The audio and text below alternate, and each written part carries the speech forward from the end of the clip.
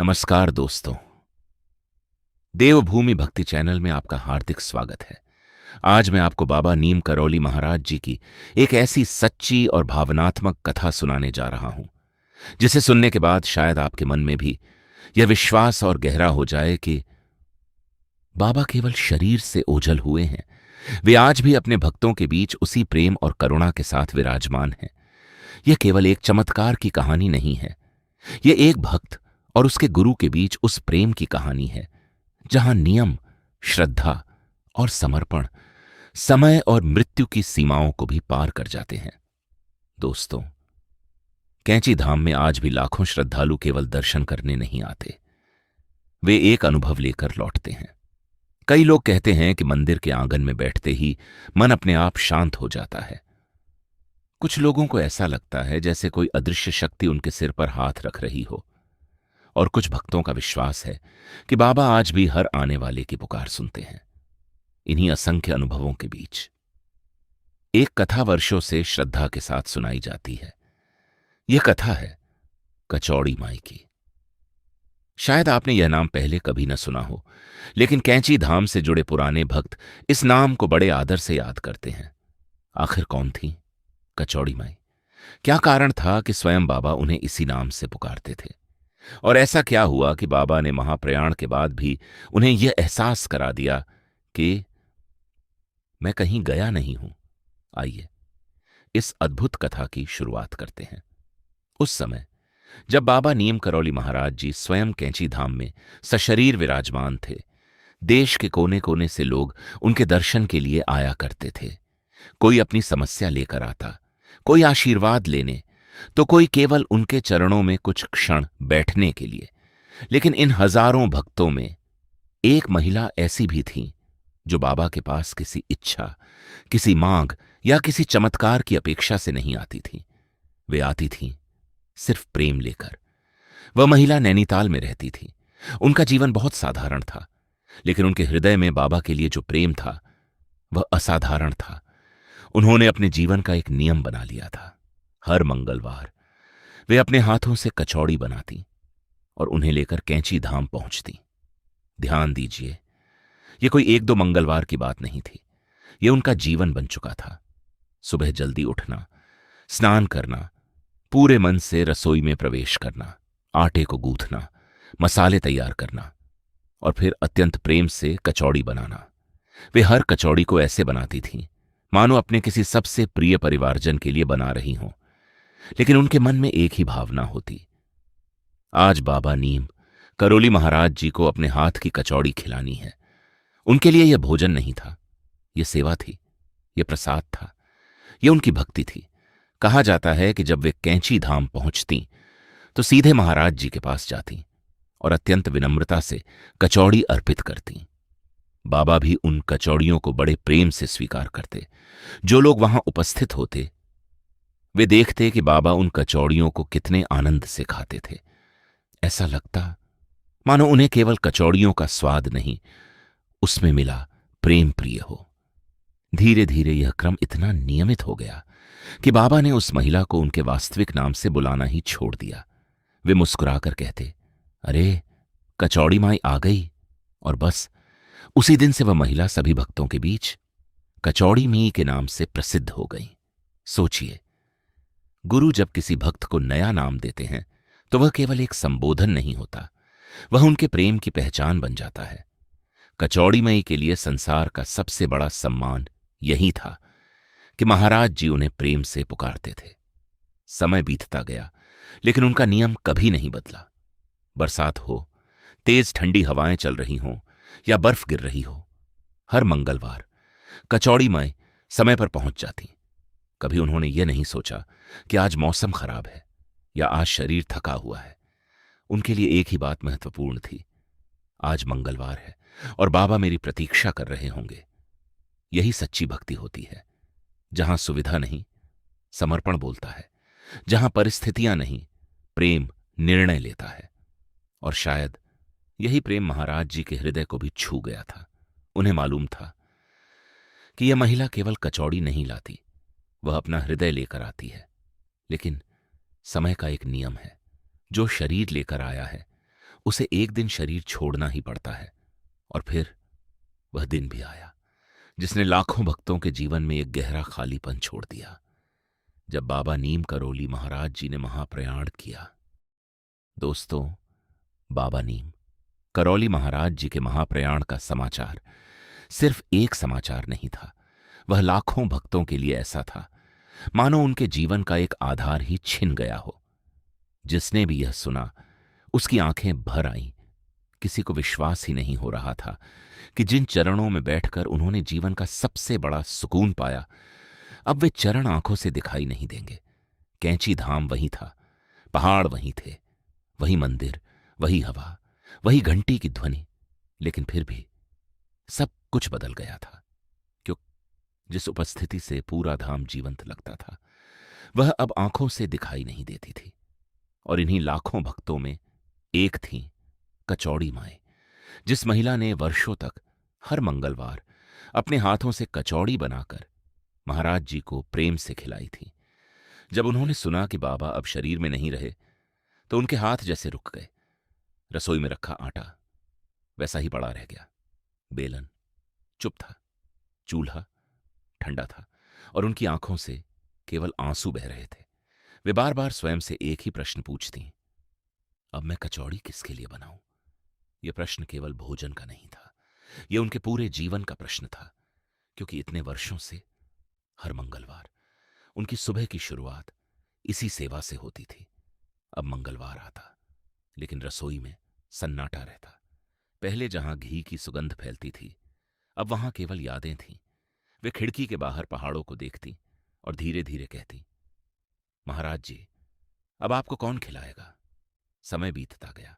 एक मंगलवार, फिर दूसरा, फिर तीसरा, लेकिन कचौड़ी माई कैंची धाम नहीं गई। उन्होंने अपना वर्षों पुराना नियम पहली बार रोक दिया, क्योंकि उनके मन को यही लगता था कि जिसके लिए यह सेवा थी वह तो अब इस संसार में नहीं है। लेकिन क्या गुरु का प्रेम केवल शरीर तक सीमित होता है? क्या सच्चा गुरु अपने भक्त को यूं ही भूल जाता है? शायद नहीं। और यही बात महाराज जी स्वयं अपनी भक्त को समझाने वाले थे। कहा जाता है कि फरवरी महीने की एक रात कचौड़ी माई गहरी नींद में थी। बाहर पहाड़ों पर कड़ाके की ठंड थी, चारों ओर सन्नाटा पसरा था। तभी उन्हें एक अद्भुत स्वप्न दिखाई दिया। उन्होंने देखा मानो वे फिर से कैंची धाम में हैं। वही रामकुटी, वही आंगन, वही दिव्य वातावरण, और तख्त पर वैसे ही विराजमान है बाबा नीम करौली महाराज जी। चेहरे पर वही करुणामयी मुस्कान, आंखों में वही अपनापन, और आवाज मानो सीधे हृदय में उतर रही हो। बाबा ने मुस्कुराते हुए पूछा, अरे कचौड़ी माई, तूने कचौड़ी लाना क्यों बंद कर दिया? कचौड़ी माई कुछ बोल ही नहीं पाई। उनकी आंखों से आंसू बहने लगे। तभी बाबा ने बड़े सहज स्वर में कहा, मैं तो आज भी यहीं हूं, कैंची धाम में। बस इतना ही। लेकिन इन कुछ शब्दों ने उनके भीतर बुझ चुकी श्रद्धा की लौ को फिर से प्रज्वलित कर दिया। अचानक उनकी आंख खुल गई। रात का समय था, कमरे में कोई नहीं था, लेकिन उनका हृदय मानो अभी भी बाबा की उपस्थिति से भरा हुआ था। वे उठकर बैठ गईं। आंखों से आंसू लगातार बह रहे थे। वे बार बार वही शब्द दोहरा रही थीं, मैं तो यहीं हूं, मैं तो यहीं हूं। उन्हें तनिक भी संदेह नहीं रहा कि यह कोई साधारण स्वप्न नहीं था।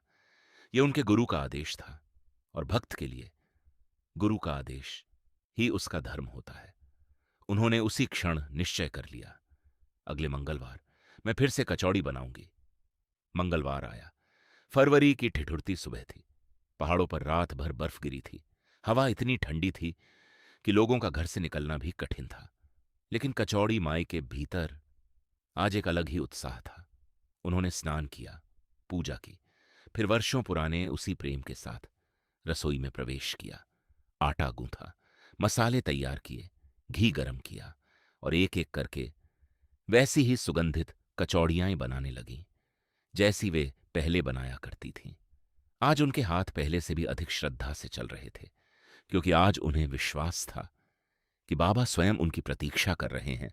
उन्होंने कचौड़ी को एक स्वच्छ थाली में सजाया, उन्हें कपड़े से ढका, माथे से लगाया और निकल पड़ी कैंची धाम की ओर। बाहर बर्फ लगातार गिर रही थी। रास्ते फिसलन भरे थे। तेज ठंडी हवा चेहरे पर लग रही थी। लेकिन कचौड़ी माई के कदम नहीं रुके। हर कदम के साथ उन्हें केवल एक ही बात याद आ रही थी, मैं तो यहीं हूं। लगभग 2 घंटे की यात्रा के बाद वे कैंची धाम पहुंची। पूरा धाम सफेद बर्फ की चादर से ढका हुआ था। चारों ओर अद्भुत शांति थी। उन्होंने दोनों हाथ जोड़कर प्रणाम किया, फिर कचौड़ी की थाली उठाई और धीरे धीरे रामकुटी की ओर बढ़ने लगी। उन्हें क्या पता था कि अगले कुछ क्षण उनके पूरे जीवन की सबसे बड़ी आध्यात्मिक अनुभूति बनने वाले हैं। रामकुटी का द्वार उनके सामने था। उन्होंने कांपते हाथों से द्वार खोला और जैसे ही कचौड़ी की थाली लेकर भीतर कदम रखा, अगले ही पल ऐसा हुआ जिसने वहां उपस्थित लोगों को भी स्तब्ध कर दिया। दोस्तों, कचौड़ी माई अपने हाथों में प्रेम से बनी कचौड़ी की थाली लिए रामकुटी के सामने खड़ी थी। वही रामकुटी जहां कभी महाराज जी अपने भक्तों से मिला करते थे, जहां अनगिनत लोगों की समस्याएं पल भर में हल हो जाती थी, जहां हंसी भी थी, करुणा भी थी और गुरु का असीम प्रेम भी। आज वही कुटी शांत थी। बाहर बर्फ की सफेद चादर बिछी थी। हवा इतनी ठंडी थी कि सांसों से धुआं निकल रहा था, लेकिन कचौड़ी माई के भीतर अजीब सी गर्माहट थी। उन्हें बार बार वही स्वप्न याद आ रहा था। तूने कचौड़ी लाना क्यों बंद कर दिया? मैं तो यहीं हूं। उन्होंने धीरे से रामकुटी का द्वार खोला। लकड़ी का पुराना दरवाजा धीरे धीरे चरमराया। कचौड़ी माई ने दोनों हाथों से थाली को संभाला और बहुत श्रद्धा के साथ भीतर कदम रखा। और फिर अगले ही क्षण जो हुआ उसे शब्दों में बांधना आसान नहीं है। कहा जाता है कि जैसे ही उनकी दृष्टि तख्त की ओर गई, वे एकदम स्तब्ध रह गईं। उनकी सांसें जैसे थम गईं, आंखें फैल गईं और अगले ही पल रामकुटी के भीतर एक तेज चीख गूंज उठी, बाबा! उनके हाथों से कचौड़ी की थाली छूट गई। गरम गरम कचौड़ी रामकुटी के द्वार पर बिखर गई और कचौड़ी माए वहीं भूमि पर गिरकर बेहोश हो गई। चीख सुनकर आश्रम के लोग दौड़ते हुए वहां पहुंचे। उन्होंने देखा कचौड़ी माई अचेत अवस्था में पड़ी है। कचौड़ी चारों ओर बिखरी हुई है। सब घबरा गए। उन्होंने पानी के छींटे मारे, उन्हें सहारा देकर उठाया।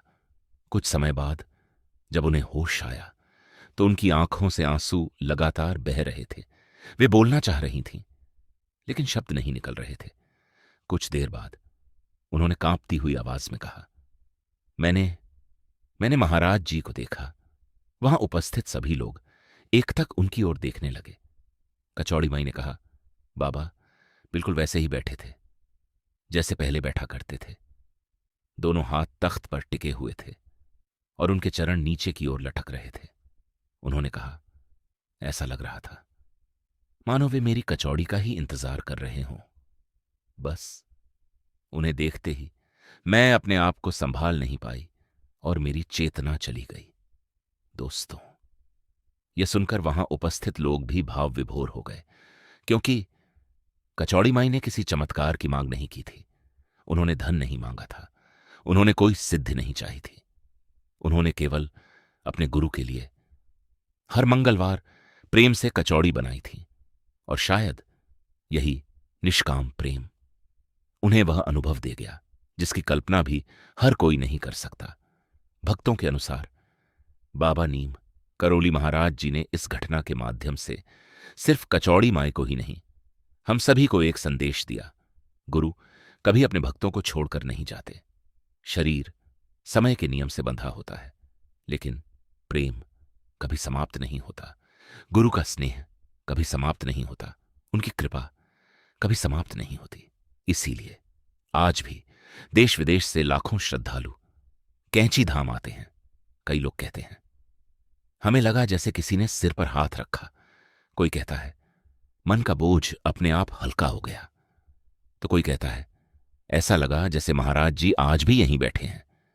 ऐसे अनुभव विश्वास का विषय है। हर व्यक्ति का अनुभव अलग हो सकता है, लेकिन एक बात निश्चित है, जब किसी भक्त का प्रेम स्वार्थ से ऊपर उठ जाता है, जब सेवा केवल सेवा रह जाती है। जब भक्ति में किसी फल की इच्छा नहीं रहती, तब गुरु और शिष्य के बीच की दूरी समाप्त हो जाती है। और शायद कचौड़ी मई की कथा हमें यही सिखाती है कि भगवान को या गुरु को महंगे भोग की आवश्यकता नहीं होती। उन्हें चाहिए एक सच्चा हृदय, एक निष्कपट भावना, एक अटूट विश्वास। हो सकता है आप प्रतिदिन मंदिर न जा पाते हो सकता है आपके पास बड़ा दान करने की सामर्थ्य न हो, लेकिन यदि आपके भीतर सच्चा प्रेम है तो वही सबसे बड़ा प्रसाद है, वही सबसे बड़ी पूजा है और वही सबसे बड़ी भक्ति है। यदि आपके मन में भी बाबा नीम करौली महाराज जी के प्रति श्रद्धा है तो कमेंट में एक बार अवश्य लिखिए, जय गुरुदेव। और यदि आपने कभी कैंची धाम में कोई ऐसा अनुभव किया हो जिसे शब्दों में बताना कठिन हो, तो उसे भी हमारे साथ साझा कीजिए।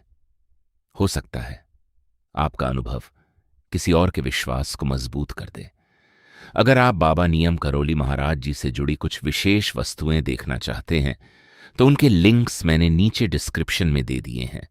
अगर वीडियो पसंद आ रही है तो वीडियो को लाइक करें, देवभूमि भक्ति चैनल को सब्सक्राइब करें। बाबा नीम करौली महाराज जी की कृपा आप सभी पर सदैव बनी रहे।